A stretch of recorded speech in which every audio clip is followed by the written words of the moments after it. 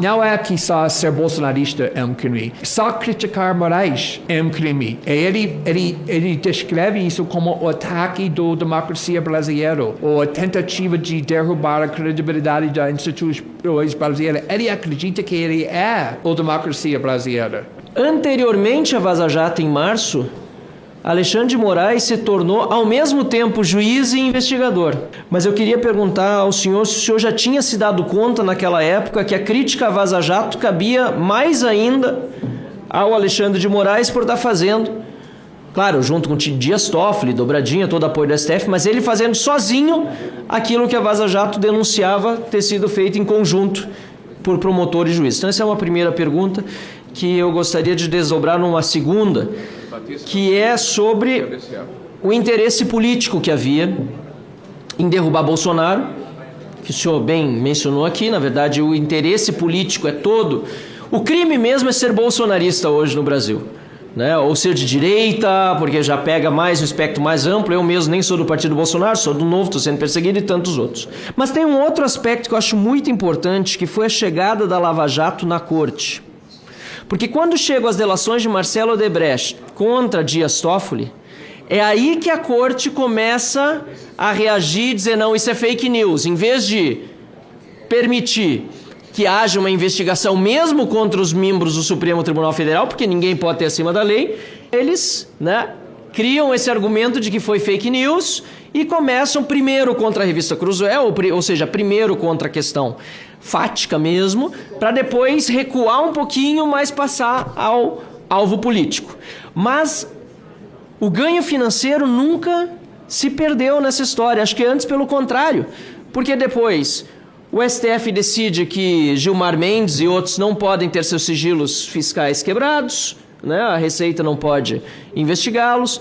Mais adiante decidem, agora mais recentemente, que parentes podem julgar perante a corte casos em que eles estão... Não há conflito de interesse. Que não há conflito de interesse, eles estão julgando casos e parentes, esposa, mãe, filho, podem ser advogados. Ou seja, eu acho que além da questão do interesse político de derrubar Bolsonaro, há o interesse financeiro, e talvez inclusive porque Bolsonaro vem numa onda de questionamento de todo um sistema financeiro que está agregado a esse establishment brasileiro, ele acaba virando um espantalho, digamos assim, na história toda para manter interesses financeiros. Então eu queria entender a sua opinião sobre isso também, o quanto esse interesse financeiro vou usar um termo marxista, da classe dominante, é relevante, não que eu concorde, mas para jogar pro lado daqueles que, para tentar entender do outro lado também, quanto ao interesse financeiro da classe dominante, do establishment, do deep state, foi importante nesse sentido. Então eu queria, como segunda pergunta,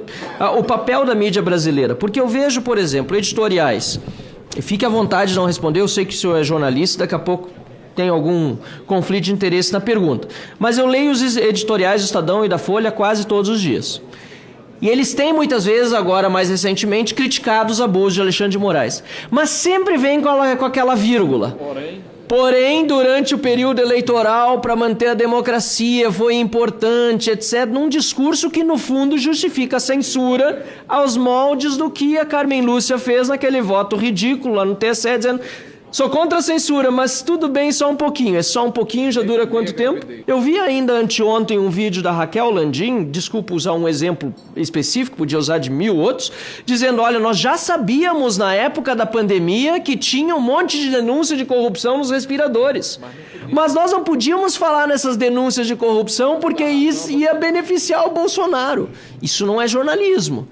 Mas essas pessoas se dizem jornalistas e acusam aqueles que naquela época tentavam dizer alguma coisa de serem os blogueiros, não é isso? Então esse é um pouco um comentário, mas a pergunta seria, de fato, qual o papel da mídia brasileira e essa guerra de narrativas? Sobre Moraes, você me perguntou se naquela época do Vaza Jato eu sabia que Moraes estava atuando como o investigador e juiz e vítima. Não, na realidade não percebi isso. Eu comecei a criticar Moraes com o inquérito do fake news, que eu sabia de militarmente que vai se tornar uma arma da censura.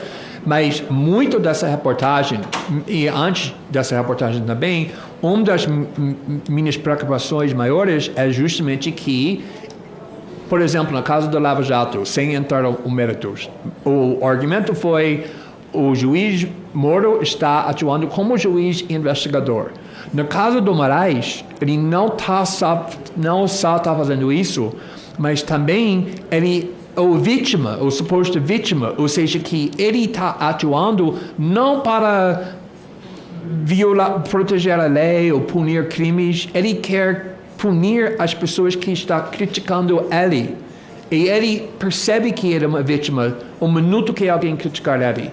E ele está no ponto, e acho que o senador Damares referiu isso, e talvez isso é porque você começa a acreditar que tudo é justificado.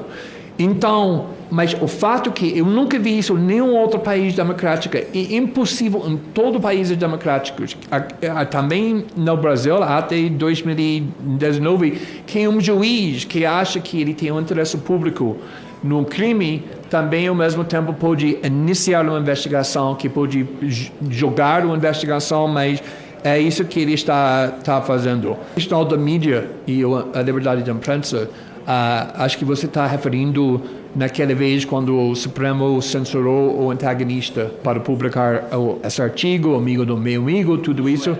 Oi? A Cruzoé, exatamente. Acho que foi o antagonista naquela época, mas talvez foi a revista Cruzoé.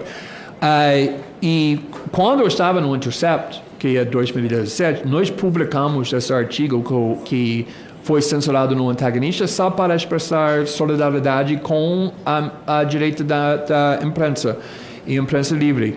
Mas eu acho que agora jornalistas têm medo, e eu entendo por quê. Porque no mente do Alexandre de Moraes, qualquer denúncia ou qualquer crítica sobre ele está interpretando na hora como um crime.